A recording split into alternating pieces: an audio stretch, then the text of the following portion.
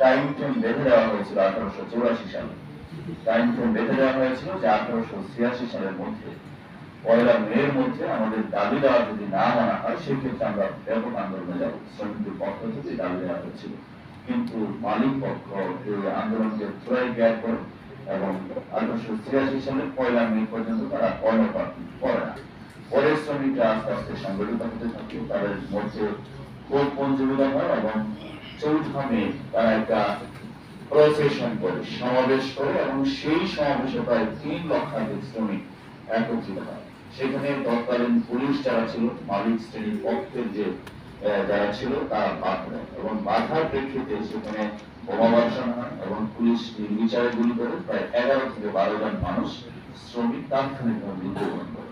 তো 11-12 জন শ্রমিক যখন মৃত্যুবরণ করে তখন এটা আরো পুঞ্জীভূত হতে থাকে, শ্রমিকদের মধ্যে বিক্ষোভ শুরু হয় এবং যারা এই আন্দোলন নেতৃত্ব দেয় তাদের মধ্যে থেকে 6 জনকে ফাঁসি দেওয়া হয়। তো ফাঁসি দেওয়ার ফলে শ্রমিকরা আরো খুবই উত্তাল হয়ে পড়ে এবং শ্রমিক সংগঠনের একজন নেতা যে জেলখানা ছিল কারাগারে তিনি আত্মহত্যা করেন। অত্যাচার নির্যাতনের ফলশ্রুতিতে আত্মহত্যা করে। সে আত্মহত্যার ফলে আরো ফুসে ওঠে এবং আগুনে দ্বিধাহতির মতো আন্দোলন চারদিকে ছড়িয়ে পড়ে। ছড়িয়ে পড়ার পরে তৎকালীন সরকার 1886 সালের যে পয়লা মে পরবর্তীতে আরম্ভ হতো খুব দ্রুত এই দাবিগুলো মেনে নিতে হয়। তার পরবর্তীতে 1889 সালে ফরাসি বিপ্লবের 100 বছর পূর্তি হয়। সেই 100 বছর পূর্তি উৎসবে পয়লা মেতে আন্তর্জাতিকভাবে ওই দিন দিবসকে স্বীকৃতি দেয় এবং সিদ্ধান্ত হয় যে পরবর্তী বছর অর্থাৎ 1890 সাল থেকে এই পয়লা মে দিবসটা পালিত হবে এবং তখন থেকে আস্তে আস্তে সেটা পালিত হতে থাকে এবং 1891 সালে সেটা প্রাতিষ্ঠানিক রূপ লাভ করে এবং স্বীকৃতি পায়। এটাই হচ্ছে ধারাবাহিকতা সেই শ্রমিক আন্দোলনের। এবং আজকের এই দিবসটি শ্রমিকদের অধিকার প্রতিষ্ঠা দিবস। আমাদের একজন বক্তা বলেছেন যে বিশ্বের যা কিছু দৃশ্যমান তার মূলে রয়েছে শ্রমজীবী মানুষের অবদান। আসলে বিশ্ব সভ্যতা যে শুরু হয়েছে শ্রমিকদের অবদানের ফলে। আমরা এই শ্রম অট্টালিকা থেকে শুরু করে যত কিছু দেখি, বিশ্বের যা কিছু দৃশ্যমান আছে, সভ্যতায় যা কিছু আমাদের চোখে পড়ে, সবকিছুর মূলে রয়েছে শ্রমিকদের অবদান। আর এই শ্রমিকদের যে 8 ঘন্টার যে বাস্তবায়ন হয়েছে, সেই 8 ঘন্টা বাস্তবায়নের আগে যে আন্দোলন শুরু হয়েছিল, সেই আন্দোলনের সময় এটা 8 ঘন্টা ছিল না, এটা ছিল কত? সূর্যোদয় থেকে সূর্যাস্ত, সূর্যোদয় সারাদিন, শুধু 12 ঘন্টা না, এটা 16 ঘন্টা পর্যন্ত, 14 থেকে 16 ঘন্টা পর্যন্ত ছিল এবং অমানসিক নির্যাতন করা হতো।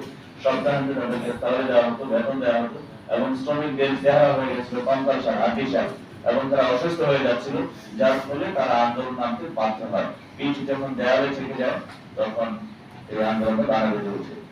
শ্রমিকরা হঠাৎ করেই বা খুব সহজেই আন্দোলনটায় নামেনি, যখন পিঠ দেয়ালে থেকে যায় তখনই হয়ে যায়। তো আজকের এই শ্রমিক দিবস, শ্রমিকদের অধিকার আদায়ের দিবস, আমরা জানি সারা বিশ্বে পালিত হচ্ছে, বাংলাদেশেও পালিত হচ্ছে। আমাদের এই দিবসটি আসলে শ্রমিকদের জন্য একটি আনন্দের দিন, উৎসবের দিন, ঠিক না? তো আমরা এখানে যারা পালন করছি ব্রাহ্মণবাড়িয়া জেলায় উৎসবমুখর পরিবেশ কি হচ্ছে? হচ্ছে আমাদের বিভিন্ন সাংস্কৃতিক বেশ গরম হওয়াতে এরকম সমস্যা হয়েছে। তবে আমি আশা করবো যে আগামী বছর আপনারা যারা বেঁচে থাকবেন, আমরা যারা থাকবো, ইনশাআল্লাহ এই দিবসটি যেন উৎসবমুখর পরিবেশে হয়। সবার মাথায় যেন ক্যাপ থাকে, গায়ে যেন গেঞ্জি থাকে। আপনারা যে উৎসব করছেন, আসলে মনের ভিতরে আনন্দ থাকলে হবে না, বাইরেও সেই আনন্দ প্রকাশিত হতে হবে, তাই না? দেখেন ঈদের দিন আনন্দের দিন, সবাই নতুন কাপড় পরে না, নতুন কাপড় পরে, মাথা নতুন টুপি পরে, বা হিন্দুদের যে দুর্গোৎসব হয় দুর্গা পূজা, সেখানেও তারা নতুন পোশাক পরে। তো আজকে আমাদের শ্রমিক দিবস, আন্তর্জাতিক শ্রমিক দিবস, উৎসবের দিন। উৎসবের দিনে আপনারা চেষ্টা করবেন বিভিন্ন সংগঠন মিলে, যে সিবিআই রয়েছে, যে মালিক সম্প্রদায় রয়েছে, তাদের থেকে দাবিগুলো আদায় করে দেওয়া। যদি একান্তই না করেন আমার কাছে চলে আসবেন, আমরা চেষ্টা করবো আগামী বছর এই দিবসটি অত্যন্ত আনন্দের মধ্য দিয়ে, সাংস্কৃতিক অনুষ্ঠানের মধ্য দিয়ে যতটুকু করা যায়, ঠিক না? তো অনেকেই অনেক বক্তব্য দিয়েছেন, অবৈধ গাড়ির কথা বলেছেন, আমাদের অতিরিক্ত পুলিশ সুপার মহোদয় তিনি জবাব দিয়েছেন, শিক্ষা, স্বাস্থ্য, হসপিটালের সেবার কথা বলেছেন। সবগুলো বক্তব্যের সাথে আমি একমত যে আপনাদের সবগুলো দাবি মেনে নেওয়া, আপনারা না হলে তো আমরা চলতে পারি না, তাই না? আপনাদের নিয়েই তো আমরা, আর আমাদের ভিত্তি আসলে আমরা এখানে যারা আছি পড়াশোনার মধ্যে দিয়ে জন্মগ্রহণ করি নাই, হ্যাঁ আমাদের প্রত্যেকেরই বাবা মা হচ্ছে কেউ কৃষক, কেউ শ্রমিক, কেউ দিনমজুর, প্রত্যেকেই পরিশ্রমী মানুষ। পরিশ্রম করে করেই আমরা আজকের অবস্থানে চলে আসছি। পরিশ্রমের যে কষ্ট, রিক্সাওয়ালার যে রিক্সা চালানোর যে কষ্ট, হসপিটাল শ্রমিকের যে কষ্ট বা ট্রাক শ্রমিকের কষ্ট, সে প্রত্যেকটা কষ্টের আমরা অংশীদার। আমরা নিজেরাও পরিশ্রম করেই মানুষ হয়েছে। একদম ওই যেটা বললাম, সোনার চামচ মুখে দিয়ে জন্মগ্রহণ করে নেয়। এখানে অবৈধ গাড়ির কথা বলেছেন, আমাদের একজন বক্তা সুন্দর করে বলেছেন যে অবৈধ গাড়ির যন্ত্রণায় বৈধ গাড়ি চলা দায়। তো অবৈধ গাড়ি পুলিশ অভিযান করছে, আমরা চেষ্টা করছি। অনেক ক্ষেত্রে দেখা গেল যে আশুগঞ্জে ধানের মোকামে, চালের মোকামে অবৈধ যে ট্রাক গুলা করা হয়, সেখানে আবার আপনাদের পক্ষ থেকে বিভিন্ন ভাবে দাবি দেওয়া পেশ করা হয়। তো আমরা ধরেছিলাম, বন্ধ করা হয়েছিল, অবৈধ ট্রাকগুলো ধরা হয়েছিল। পরে আপনাদের রিকোয়েস্টের ভিত্তিতে আমরা কিছু সময় দিয়েছি যে ট্রাকগুলো যে আপডেট করার যে সময়টা, কাগজপত্র আপডেট করার একটা নির্দিষ্ট সময় দিয়েছি। সেই সময়ের মধ্যে আশা করি তারা করে ফেলবে। আমরা চাই না যে দুর্ঘটনা, যে লক্ষ্যযোগ্য গাড়ি দিয়ে রাস্তা পার হোক, মানুষ ক্ষতিগ্রস্ত হোক, কারণ মানুষের জীবন অনেক গুরুত্বপূর্ণ। আজকে আপনি জীবিত আছেন বলে কথা বলতে পারছেন, আপনার সংসারের মধ্যে হাজির হচ্ছে, আপনার ছেলে মেয়ে, আপনি বাসায় গেলে তারা আনন্দ অনুভব করে যে আপনি আছেন। সারাদিন পরিশ্রম করার পরে রাতে তাদের সঙ্গে আপনি রাত্রি যাপন করছেন, কিন্তু আপনি যখন না থাকবেন তখন সে আনন্দ থাকবে না, সে আনন্দ তখন বেদনায় পরিবর্তন হবে। অনেকেরই সম্ভব নাই যে আপনি চলে গেলে তার ফ্যামিলির লোকজন যারা আছে, ভবিষ্যৎ প্রজন্ম যারা আছে, তারা কিভাবে জীবনযাপন করবে, অনেকেরই সেই সম্ভব নয়। তো আমি মনে করি আমাদের জীবন অনেক গুরুত্বপূর্ণ। তো এই কারণে যে অবৈধ লক্ষ্যযোগ্য গাড়ি যেগুলো আছে সেগুলো এবং অটোরিকশা এবং রিক্সা, সিএনজির কথা বলেছেন, পৌরসভা আপনারা নেতৃবৃন্দ যারা আছেন পৌরসভার সঙ্গে যোগাযোগ করেন, কারণ এখানে জুরিসডিকশন হচ্ছে পৌরসভার মধ্যে। তো তাদের সঙ্গে কথা বলেন, পৌর কর্তৃপক্ষের সাথে, আমি আছি আপনাদের সাথে। আপনাদের যে কোনো সমস্যায়, যে কোনো সম্ভাবনায় আপনাদের সঙ্গে থাকুক। যে পৌরসভা, পুলিশ এবং জেলা প্রশাসন মিলে আমরা যদি একটা সিস্টেম করে দিতে পারি যে এখানে পৌরসভার মধ্যে 500 গাড়ি চলবে, 100 গাড়ি চলবে, 1000 গাড়ি চলবে, বসে সিদ্ধান্ত যদি দেওয়া যায়, তাহলে ওই গাড়ির বাইরে অন্য গাড়িগুলো বাইরে চলবে। পৌরসভার ভিতরে একটা নির্দিষ্ট অংশ চলবে, পৌরসভার বাইরে একটা নির্দিষ্ট অংশ চলবে। তাহলে বৈধ অবৈধ আর বিষয় থাকে না, যানজট থাকে না, এবং সবারই মধ্যে একটা বিবেকবোধ থাকা উচিত। শ্রমিকের মধ্যে যেমন বিবেকবোধ থাকা উচিত, মালিকের মধ্যে বিবেকবোধ থাকা উচিত, ঠিক তেমনি ভাবে সরকারের যে সমস্ত কর্তৃপক্ষ রয়েছে, প্রত্যেকের মধ্যে যদি বিবেকবোধ কাজ করে, তাহলে শ্রমিকের যে সমস্যা, সেই সমস্যা থাকবে না। ঠিক আছে না? তো আমরা চাই শ্রমিকরা তাদের যে সমস্যাগুলো আছে সেই সমস্যাগুলো উত্তরণ করে দেশের উন্নয়নে অংশীদার হবে। যে স্মার্ট বাংলাদেশ হচ্ছে সরকারের মিশন, হচ্ছে কি ভিশন হচ্ছে স্মার্ট বাংলাদেশ। হ্যাঁ, এবার নির্বাচন ইশতেহার দিয়েছে, স্মার্ট বাংলাদেশ। আর আমাদের ইশতেহারটা একদম বলে দেখি, স্মার্ট বাংলাদেশ, উন্নয়ন দৃশ্যমান, বাড়বে কর্মসংস্থান। এটা হচ্ছে কি এটা হচ্ছে আওয়ামী লীগের নির্বাচন ইশতেহার ছিল, এখন সেটা বাস্তবায়ন হচ্ছে। 2041 সালের আমরা স্মার্ট বাংলাদেশ গঠন করার জন্য কাজ করছি। তো আমাদের যতই বেশি আমরা ডিজিটাল দিকে যাব, ততই আমাদের ম্যানুয়াল সিস্টেম যেগুলো আছে সেগুলো আস্তে আস্তে কি হবে, ক্ষতিগ্রস্ত হবে। এই কারণে তো আমরা যারা আছি প্রত্যেকেই ফর্মে দক্ষতা অর্জন করতে হবে। বিদেশের শ্রমিক আছে না, বিদেশের শ্রমিক যায় যে ম্যানুয়াল যারা কাজ করে, তাদের চেয়ে যারা একটু কোয়ালিটি সম্পন্ন দক্ষ শ্রমিক, তাদের বেতন বেশি, তাদের স্যালারি বেশি। তো আমাদের দক্ষ হতে হবে, দক্ষতার সাথে কাজ করতে হবে। আমাদের যে জ্ঞানটা আছে সেই জ্ঞানটাকে আরেকটু সানিটা করতে হবে। আগে শুধু রিক্সা চলতো, প্যাডেল রিক্সা, সেই প্যাডেল রিক্সা 2 জন বসতো না, রিক্সা চালক করতে হতো। এখন দেখা গেল যে অটোতে কয়জন বসে, হ্যাঁ বসে আস্তে আস্তে ধান কাটা মেশিন আগে কাস্তে দিয়ে ধান কাটতো, তাই না? এখন ধান কাটা হয় একবারে 15-20 জনের কাজ একসাথে করে কাটা, মারাই, বস্তায় ভরা, 50 জনের কাজ একাই করতেছে। তার মানে কি ম্যানুয়াল শ্রমিক যারা আছে তাদেরও দক্ষ হতে হবে। কাজকর্ম যদি দক্ষ না হয় তাহলে আস্তে আস্তে তারা ক্ষতিগ্রস্ত হবে। তো আমি চাই না কোনো শ্রমিক ক্ষতিগ্রস্ত হোক, কারণ শ্রমিকরাই হচ্ছে আমাদের প্রাণ। তারা ক্ষতিগ্রস্ত হবে, সেক্ষেত্রে আমাদের উন্নয়ন বাধাগ্রস্ত হবে।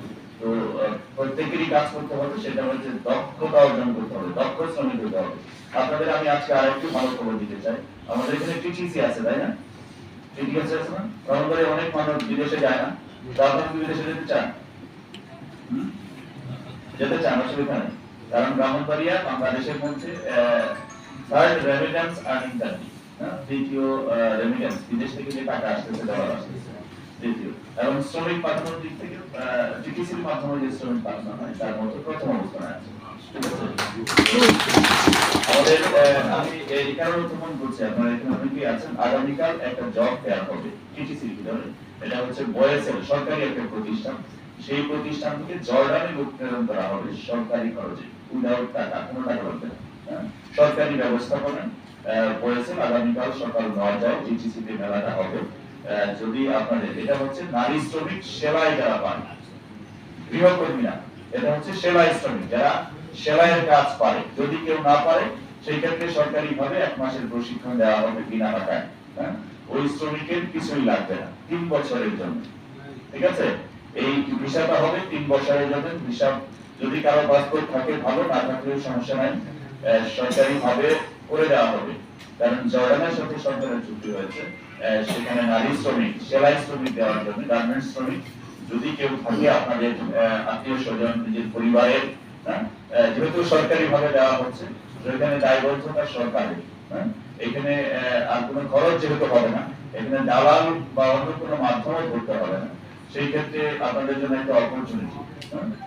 তো যদি কেউ থাকে তাহলে সকাল 9টার মধ্যে টিটিসিতে পাঠিয়ে দিবেন।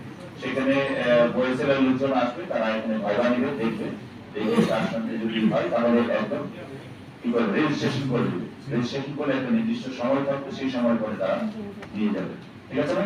এদিকে আমাদের জন্য সুযোগ নাকি? ওকে, তো আপনারা সেটা চেষ্টা করবেন যে বেশি সংখ্যক যেতে পারেন। আমাদের কলকাতা প্রতিষ্ঠান পরিদর্শন ডিআইজি মহোদয় বলেছেন, আইডি কার্ডের বিষয়ে বলেছেন যে প্রত্যেক শ্রমিক আইডি কার্ড দিতে হবে, আইডেন্টিফিকেশন কার্ড দিতে হবে। তারপরে শিশু শ্রমিকরা যেন শ্রমে নিযুক্ত না হয় সে বিষয়ে ঠিক করতে হবে। কারণ শিশুদের যদি শ্রমে নিযুক্ত করি তাহলে বড়দের যে শারীরিক ক্ষমতা সেটা শিশুদের নেই।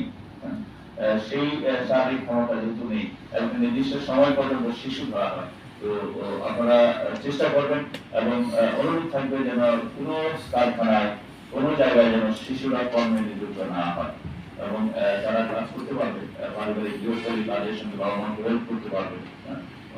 আপনাদের ছেলেমেয়েরা তো আপনাদের হেল্প করে না, হেল্প করে, তাদের আপনাদের হেল্প করতে পারবে।